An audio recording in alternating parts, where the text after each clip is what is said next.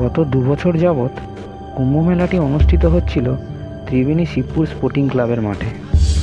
তবে এবছর কোনো এক অজ্ঞাত কারণবশত প্রশাসন এই মেলার স্থানটি পরিবর্তন করে ত্রিবেণী শিবপুরে পরিত্যক্ত হয়ে যাওয়া ব্রিটিশ সেনা ব্যারাকে মেলা প্রাঙ্গণ হিসেবে ব্যবহার করার অনুমতি প্রদান করেছে।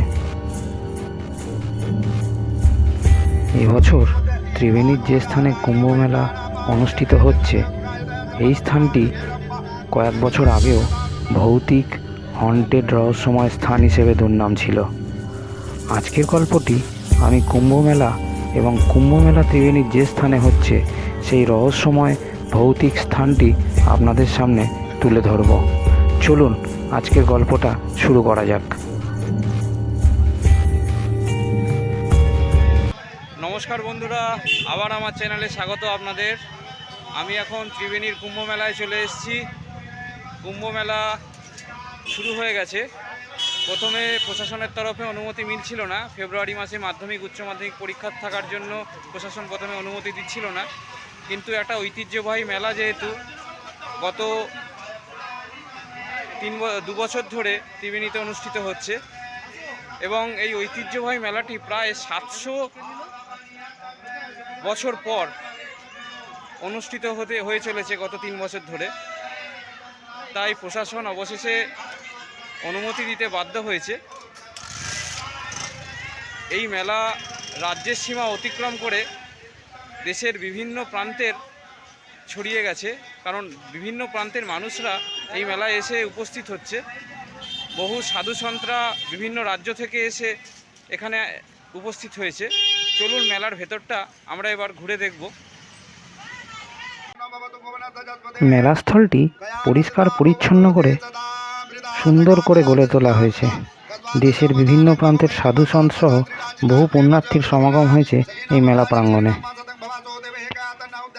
মেলা প্রাঙ্গণে কোথাও বৈদিক মন্ত্র সহযোগে যজ্ঞ সম্পন্ন হচ্ছে, তো আবার কোথাও পুণ্যার্থীরা নাম সংকীর্তন সহযোগে বেরিয়ে পড়েছে। আবার কোথাও মেলা প্রাঙ্গণে পুণ্যার্থীদের জন্য ভোগ বিতরণের কার্যক্রম চলছে।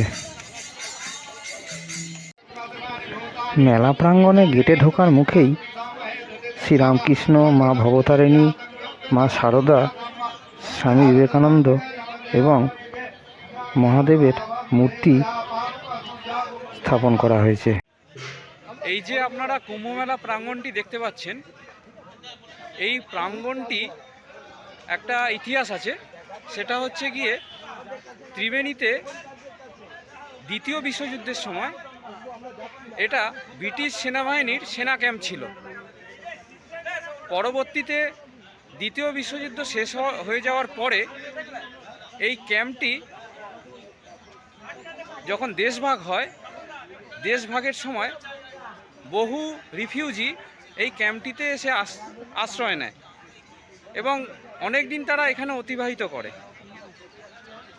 পরবর্তীতে রিফিউজিরা পুনর্বাসন পাওয়ার পরে স্থানটি পরিত্যক্ত হয়ে যায়। পরিত্যক্ত হয়ে যাওয়ার পরে এখানে শোনা যায় অশরীরী এবং অতৃপ্ত আত্মা তারা এখানে এসে তাদের আস্তানা হয়ে যায়। এটা শোনা যায়, এখানকার মানুষেরা এখানে শুনেছে যে জায়গাটা হন্টেড হয়ে যায় পরবর্তীতে।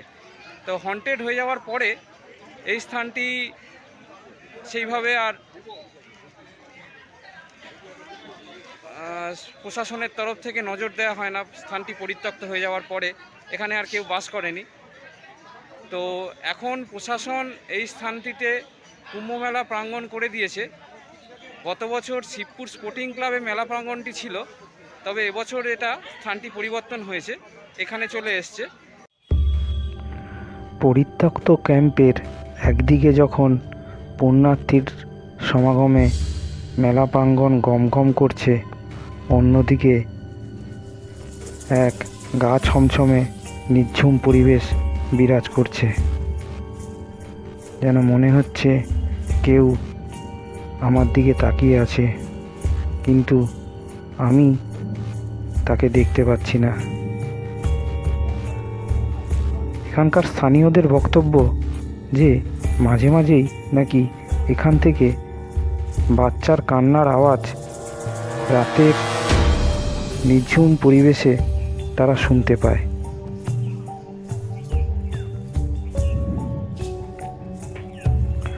1947 সালে দেশভাগের সময় ওপার বাংলার রিফিউজিদের আশ্রয়স্থল হিসেবে জায়গাটি গড়ে ওঠে। শোনা যায় বহু উদ্বাস্তু এই স্থানে অপঘাতে মারা যায়। রিফিউজিরা এই স্থান থেকে অন্যত্র চলে গেলে স্থানটি হন্টেড রহস্যময় স্থানে পরিণত হয়। কুম্ভ প্রাঙ্গণে পূজার্চনা, যজ্ঞাদি এবং নাম সংকীর্তন হওয়ার ফলে আশা করা যায় সমস্ত অশরীরী আত্মার এবার মুক্তিপ্রাপ্ত ঘটবে এবং স্থানটি একটি ঐতিহ্যময় ঐশ্বরিক স্থান হয়ে উঠবে।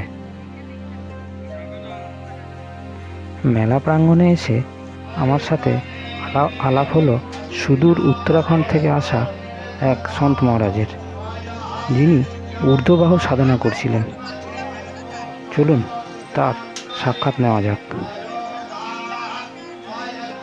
নমস্কার মহারাজ, আপনার নাম? কোন আখড়া থেকে? জুনা আখড়া, হিমাচল প্রদেশ থেকে আসছে। अच्छा अच्छा अच्छा अच्छा अच्छा गंगा सागर मेला से यहाँ आ रहे हैं क्या? नहीं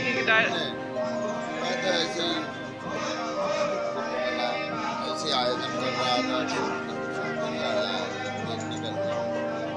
कहाँ होते हैं, कैसे होते हैं बंगाल में। कैसे लग रहा है यहाँ पर? ठीक है, आनंद है, बहुत साधु संत है, जहाँ तीरथ जैसा आयोजन हो रहा है, तीरथ जैसा है। प्रयागराज की तरह लग रहा है यहाँ का? प्रयागराज नहीं, मतलब तीरथ है। अच्छा, परंपरा हमारी। अच्छा, आज पहले साधु ऋषि मुनि लोग आते थे कपिल मुनि का आश्रम हाँ। से यहाँ गंगा सागर में स्नान करने के लिए मकर संक्रांति को, तो फिर उस टाइम यहाँ संत महात्मा लोग यहाँ आ जाते थे।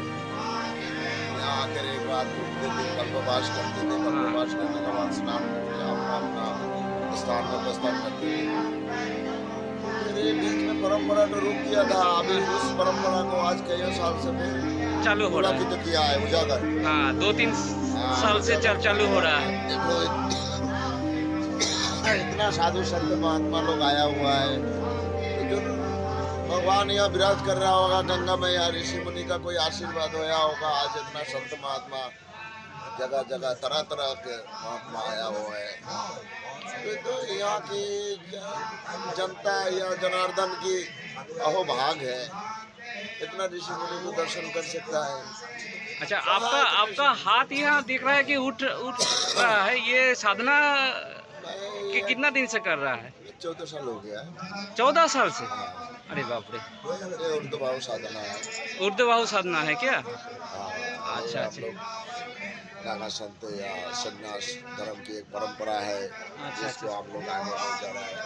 अच्छा अच्छा अच्छा अच्छा जब कल्याण के लिए संत महात्मा लोग तप करते हैं, ऋषि मुनि लोग अच्छा भजन साधन यज्ञ होमन अच्छा अच्छा, करते थे, तो आज तप कर रहे हैं हम। ठीक है, नागावा सोमेश्वर गिरी ऊर्ध्वबाहु ठीक। श्री पंचदशनम जूना आखड़ा का साधु। कल स्नान कर, कल तो शाही स्नान है। हाँ, तेरे मरी जगरमा परिवार। हाँ हाँ हाँ, हाँ, ठीक है, धन्यवाद आपको। हाँ जाओ, बड़े आशीर्वाद रखे गुरु महाराज तुम्हारी सुख शांति। हाँ हाँ हाँ, धन्यवाद। 13ই ফেব্রুয়ারি 2024 তারিখে সূর্য মকর রাশি ছেড়ে কুম্ভ রাশিতে প্রবেশ করতে চলেছে। কুম্ভ রাশিতে প্রবেশ করলে একে বলা হয় কুম্ভ সংক্রান্তি। কুম্ভ সংক্রান্তিতে দক্ষিণ প্রয়াগ ত্রিবেণীতে কুম্ভ স্নায়ী স্নানের আয়োজন করা হচ্ছে গত 2 বছর যাবৎ। এবছরও স্নায়ী স্নান অনুষ্ঠিত হবে, তাই গঙ্গার ঘাটগুলি সেজে উঠেছে সুন্দরভাবে। দেখুন তার চিত্র।